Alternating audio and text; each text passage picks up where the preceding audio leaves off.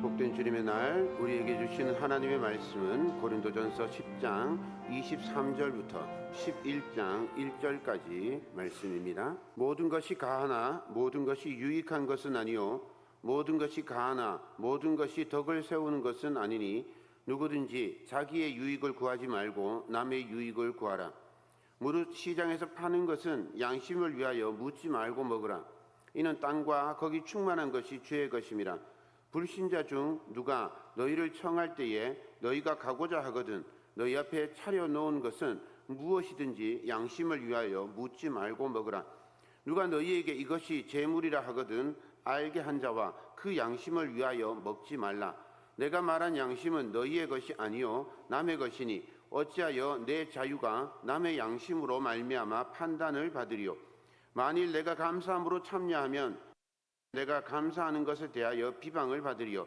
그런즉 너희가 먹든지 마시든지 무엇을 하든지 다 하나님의 영광을 위하여 하라. 유대인에게나 헬라인에게나 하나님의 교회에나 거치는 자가 되지 말고 나와 같이 모든 일에 모든 사람을 기쁘게 하여 자신의 유익을 구하지 아니하고 많은 사람의 유익을 구하여 그들로 구원을 받게 하라. 내가 그리스도를 본받는 자가 된 것 같이 너희는 나를 본받는 자가 되라. 아멘. 어제는 24절기 중에 하지였습니다. 24절기는 참 독특한 절기인 것 같아요.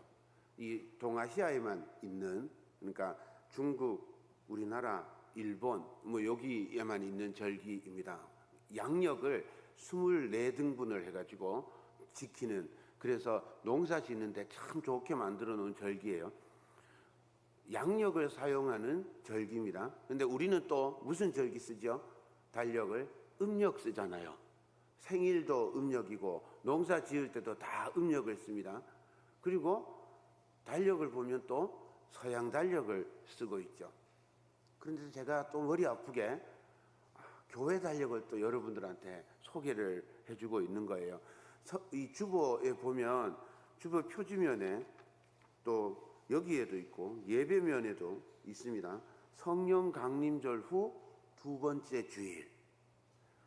이게 참 복잡하죠. 성령 강림절 후 두 번째 주일, 세 번째 주일 막 계속 가는 거예요. 이거 왜 계속 적어 놓을까? 별 의미도 없는데, 이런 생각 해보지 않으셨습니까? 저는 그런 생각 많이 해봤거든요. 이 교회 달력, 이 교회력은 예수님의 탄생으로부터 시작합니다. 교회력의 시작은 예수님의 탄생이에요. 그래서 예수님의 탄생으로부터 시작해서 예수님의 사역, 순환, 죽음과 부활, 그 다음에 승천, 성령 임재, 그리고 재림이라고 하는 이 예수님의 구속 사역을 재현하는 절기예요. 이게 교회력의 핵심입니다. 예수님의 탄생을 재현하는 절기는 대림절부터 12월부터 성탄절 그리고 주현절까지 이어집니다. 예수님의 고난과 부활을 재현하는 절기는 사순절부터 성령 강림 주일까지 이어집니다. 오늘부터 대림절까지는 일상의 절기라고 그렇게 부릅니다. 일상의 절기라고 하는 건 우리 그리스도인들이 평소에 우리의 일상 속에서 어떻게 그리스도인으로 연단할 수 있는가, 연단받으며 그리스도인으로 성장할 수 있는가, 일상에서 어떻게 그리스도인으로 합당한 삶을 살아갈 수 있는가 훈련하는 그런 기간입니다.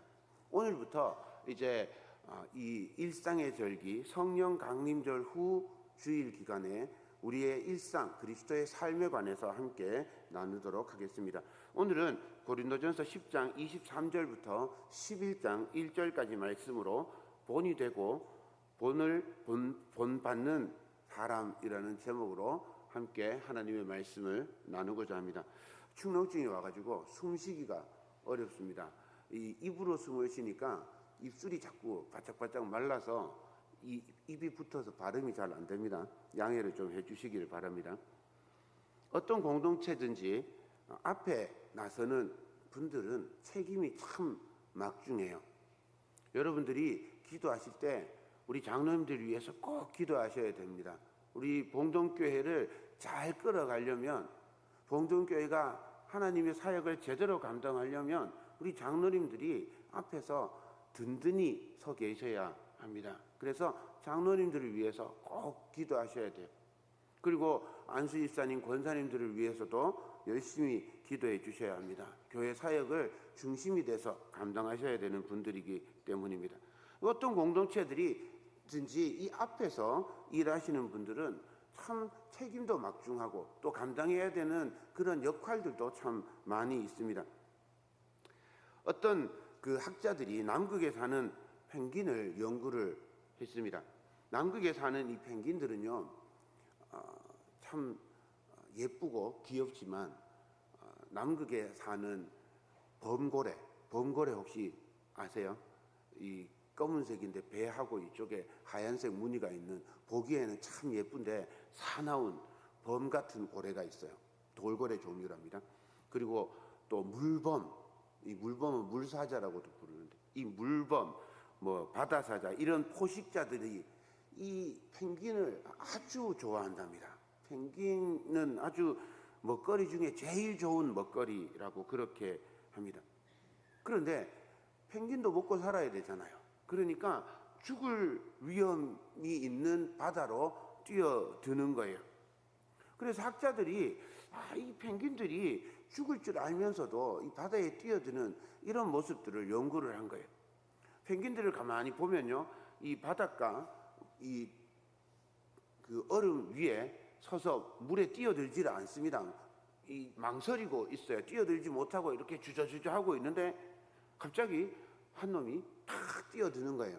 그래서 딱 뛰어들면 다른 펭귄들이 같이 뛰어들어서 이제 물고기를 사냥하고 돌아오는 겁니다.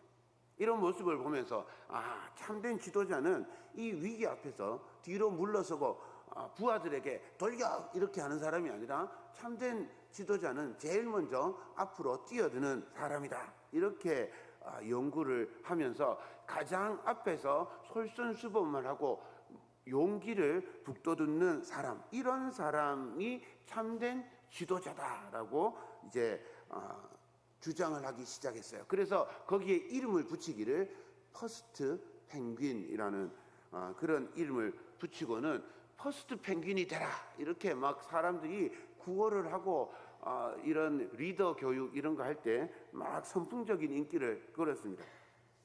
그런데 놀랍게도 이 사실이 아니랍니다. 펭귄은 본능이겠지만 이타적이지 않아요. 생각보다 영악하고 심지어는 사악하기까지도 합니다. 물론 이게 본능이라서 본능이기 때문에 사악하다라고 말하기는 좀 애매할 수는 있지만 힘이 약한 펭귄을 밀기도 하고요, 다리를 걸어서 넘어뜨려서 바다에 먼저 빠뜨리기도 하는 거죠. 그러니까 용기 있는 펭귄이 바다에 먼저 뛰어드는 게 아니라 힘없는 펭귄이 밀려서 바다에 들어가는 거죠. 그래서 첫 번째 펭귄이 가서 죽든지 아니면 무사히 올라오는 걸 보고 이제 나머지 펭귄들이 다 바다로 뛰어들어서 먹이를 구한답니다. 퍼스트 펭귄은 위기 앞에서 공동체를 이끌어가는 지도자가 아니라 맹수의 첫 번째 먹이가 되는 존재라는 거죠. 저는 혼자 사실 패스트 펭귄 되게 좋아했었거든요. 나도 패스트 펭귄이 되면 좋겠다, 막 이런 생각을 하고 있었는데 이런 내용을 듣고 환상이 깨져서 많이 아쉬웠습니다.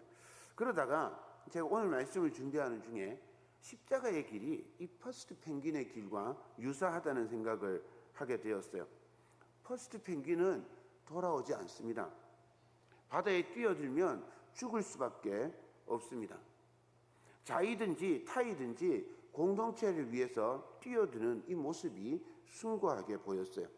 공동체는 그렇게 누군가의 희생과 포기 때문에 든든히 서가게 될 것입니다. 예수님께서 하나님의 자녀를 구원하시기 위해서 세상이 어리석고 미련하다고 하는 십자가의 길, 저주받은 범죄자의 길을 가셨습니다. 예수님께서 그 길을 가셨기 때문에 교회가 만들어졌습니다. 예수님께서 그 길을 가셨기에 우리가 구원을 받았습니다. 예수님을 사랑하는 우리도 예수님을 따라서 그 길을 갈 수 있으면 참 좋겠습니다. 오늘 말씀은 어떻게 주님을 따라서 이 십자가의 길을 걸어갈 수 있는지 바울의 입을 통해서 듣고 배우고자 합니다. 특별히 이 길은 하나님의 나라를 세우고 교회 공동체를 든든하게 하는 방법이기도 합니다. 이 말씀을 나누면서 하나님의 나라를 이루는 방식에 관해서 은혜와 도전이 있기를 소망합니다. 뒷모습이 어여쁜 사람이 참으로 아름다운 사람이다. 자기 눈으로는 결코 확인이 되지 않는 뒷모습, 오로지 타인에게로만 열린 또 하나의 표정. 뒷모습은 고칠 수 없다. 거짓말을 할 줄 모른다. 나태주 시인의 뒷모습이라는 시의 앞부분입니다. 여러분의 뒷모습도 아름답고 어여쁜 사람이기를 축복합니다. 고린도전서는 주후 55년경에 에베소에서 사역하던 바울이 고린도 교회에 발생한 문제들을 그리고 혼란들을 정리하고 해결하기 위해서 교회를 바로 세우고자 하는 목적으로 기록하였어요. 고린도 교회는 굉장히 좋은 교회였습니다. 열정이 넘치는 교회였습니다. 믿음 좋은 사람, 넘치는 은사를 받은 사람, 재정적으로 여유 있는 사람, 로마 시민까지도 함께하는 그런 교회였습니다. 한편으로 고린도 교회는 어렵게 사는 사람들, 혼자 사는 사람들, 병든 사람, 가난한 사람, 심지어는 노예까지 함께 예배하는 아주 다양성이 풍부한 교회였습니다.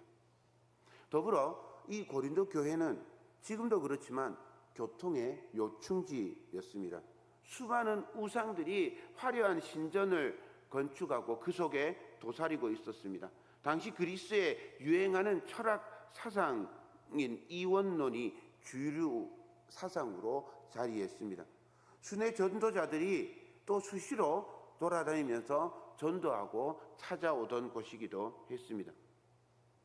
아주 복잡하고 혼란스러운 도시에 세워진 이 고린도 교회도 문제가 있었습니다.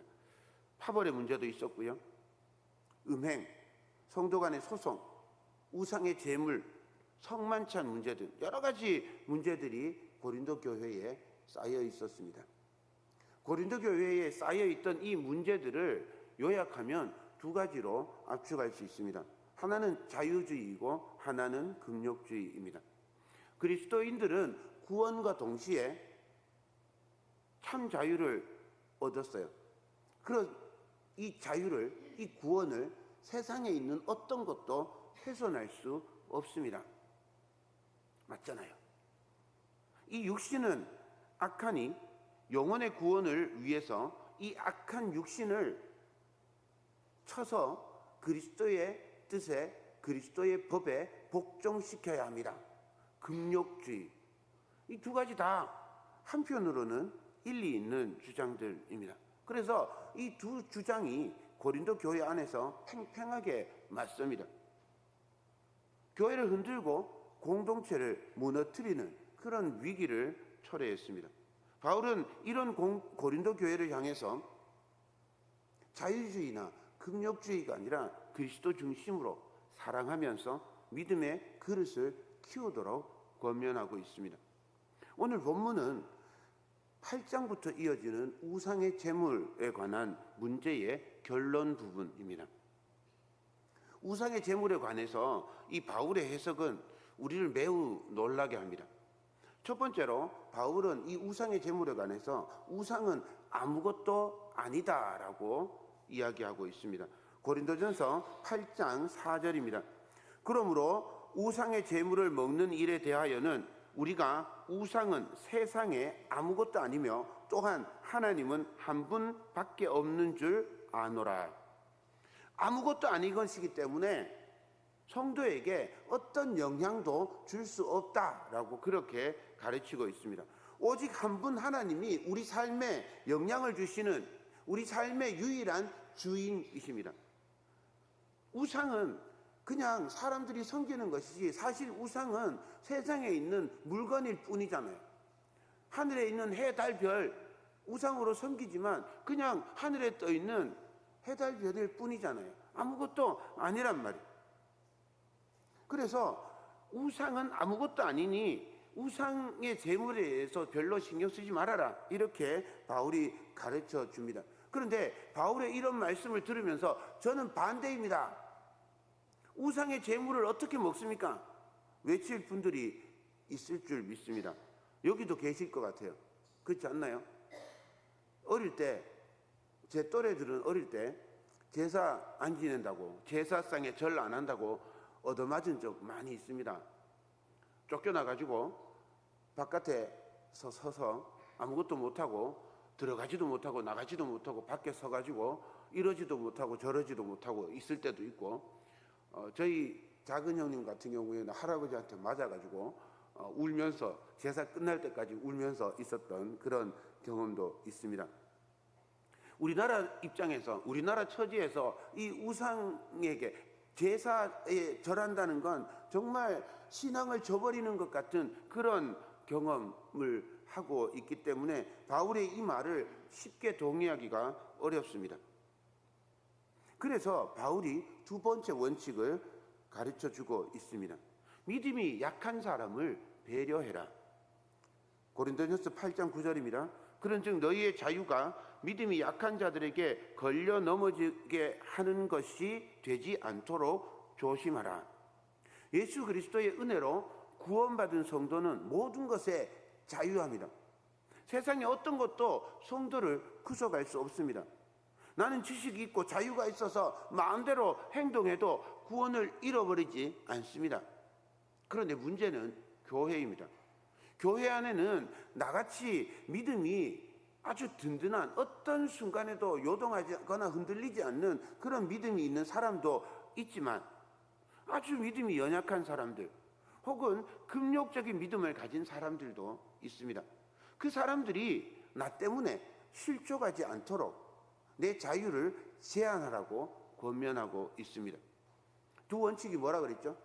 하나는 우상은 아무것도 아니다. 그리스도인은 모든 것에 자유롭다. 두 번째는 약자를 위해서 배려해라. 자, 이 원칙을 생각하면서 고린도 교회의 실제 상황들을 한번 보겠습니다. 고린도 지역에는 신전이 워낙 많아서 시장에 팔리는 고기의 대부분이 신전에서 도축돼서 나옵니다. 문제는 이 신전에서 도축돼서 나오는 고기가 제사에 올라갔던 고기인지 아니면 그냥 도축돼서 나온 고기인지를 알 수가 없는 거죠. 그래서 제사에 올라갔던 고기나 그냥 도축돼서 나온 고기나 보기에는 똑같은 거예요. 그래서 이 고기를 알 수가 없는 상황인데, 문제는 믿지 않는 사람이, 불신자가 성도를, 믿는 사람을 식사에 초대했습니다. 믿지 않는 사람이 손님 대접을 하려고 제일 좋은 고기를 준비했어요. 소고기 안심 2+를 준비했단 말이에요. 어떻게 해야 됩니까? 어떻게 해야 돼요? 묻지 말고 감사히 먹어라. 바울이 가르쳐 준 건 이겁니다. 믿지 않는 사람이 호의를 가지고 대접하는데 어차피 우상은 없는 거예요. 우상에게 올라갔던 재물이라도 아무 상관이 없으니 그냥 묻지 말고 먹어라.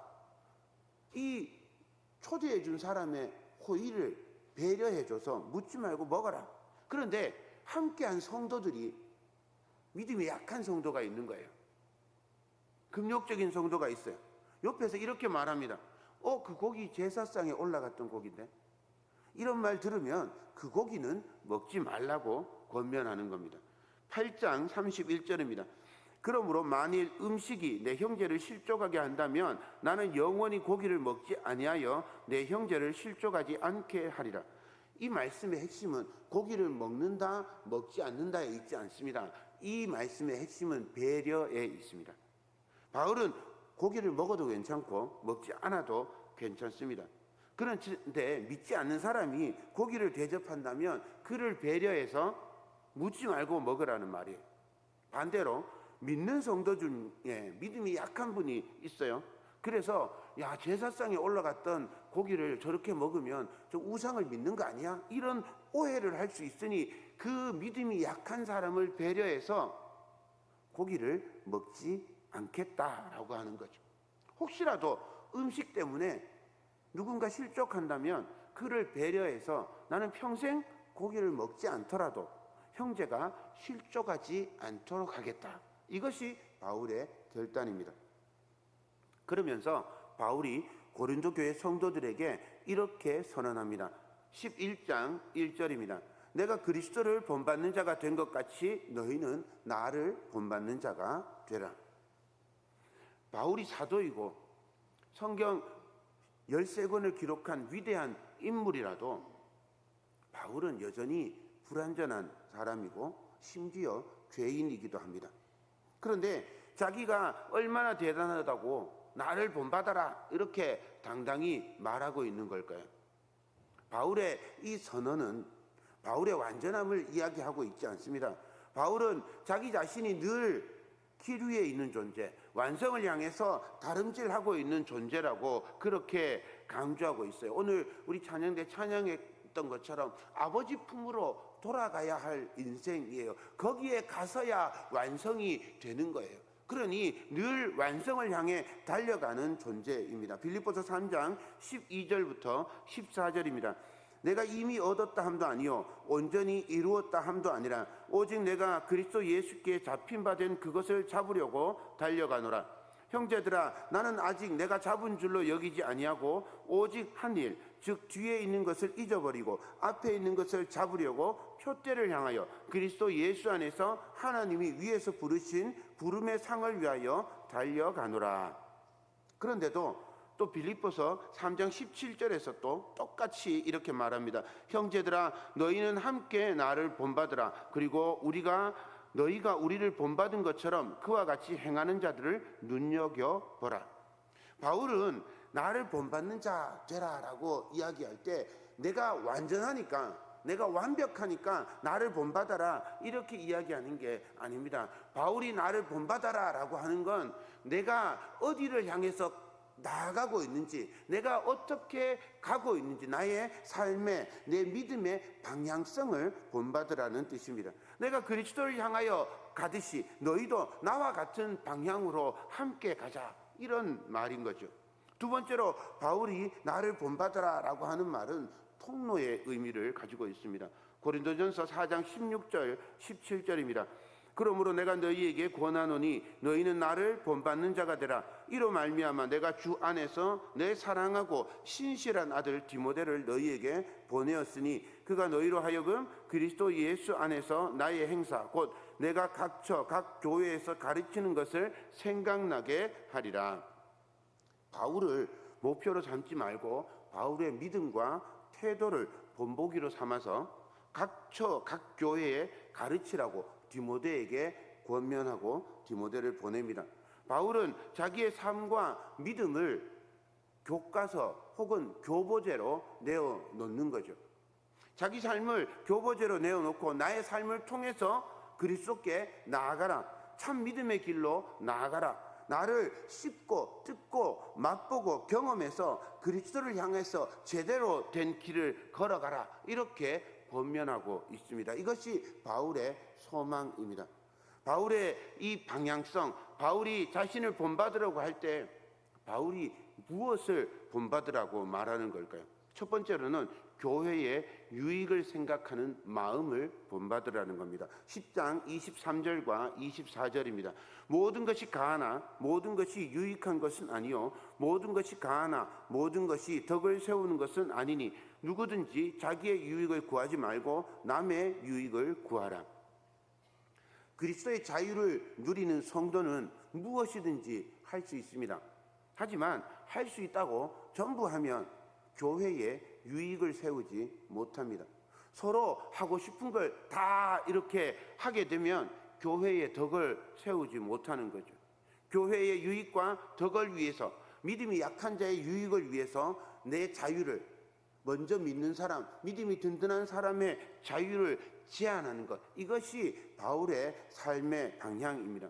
두 번째는 하나님의 영광을 생각하는 마음입니다. 10장 31절입니다. 그런즉 너희가 먹든지 마시든지 무엇을 하든지 다 하나님의 영광을 위하여 하라. 먹고 마시는 것, 우리 삶에 누리는 것, 교회에서 봉사하는 것, 이 모든 것의 핵심에는 하나님의 영광이 있습니다. 우리 삶의 목적은 하나님을 찬양하고 하나님을 영화롭게 하는 일입니다. 하나님의 영광을 위해서 먹고 마시고, 하나님의 영광을 위해서 고기도 자제하고, 하나님의 영광을 위해서 헌신하고 충성하고, 하나님의 영광을 위해서 복음을 전하고 이웃과 사이좋게 지냅니다. 하나님의 영광을 위해서 사는 이, 그가 바로 성도입니다. 세 번째로 거침돌이 아니라 디딤돌이 되라는 태도입니다. 10장 32절과 33절입니다. 유대인에게나 헬라인에게나 하나님의 교회에나 거치는 자가 되지 말고 나와 같이 모든 일에 모든 사람을 기쁘게 하여 자신의 유익을 구하지 아니하고 많은 사람의 유익을 구하여 그들로 구원을 받게 하라. 여기 기쁨이라는 말이 나옵니다. 모든 사람이 구원의 기쁨, 바울이 누렸던 그 예수님을 만났던 감격, 또 제자들이 누렸던 성령 충만의 환희를 누리게 하라라는 말입니다. 믿지 않는 이나 믿음이 약한 이에게 이 구원의 기쁨을 경험할 수 있도록 하기 위해서 자기 유익이 아니라 많은 사람의 유익을 구하는 성도가 되기를 권면하고 있습니다. 배려하고 사랑하는 교회가 아름다운 교회입니다. 그 교회가 되기 위해서 성도가 디딤돌이 되어야 합니다. 자기 자유를 주장하고 나의 기쁨만 생각하면 교회의 거침돌이 될 것입니다. 바울은 거치는 자가 아니라 도움이 되는 자, 디딤돌이 되기를 권면하고 있습니다.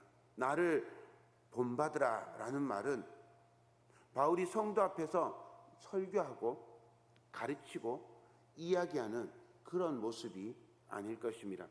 내 뒷모습을 보고 내가 가는 방향을 보고 내가 하는 일을 보고 따라하라, 이런 말일 것입니다. 사랑하는 성도 여러분, 바울은 자신의 뒷모습을 통해서 고린도 교회 성도들이 따르기를 권면하고 있습니다. 바울의 뒷모습을 본받으며 성장하는 고린도 교회 성도들이 또한 후배들이 본이 되어서 아름다운 공동체를 이루어 갔습니다. 디모데, 또 빌립보 교회, 데살로니가 교회가 이런 아름다운 모습을 보인 것은 바울의 뒷모습을 본받았기 때문입니다.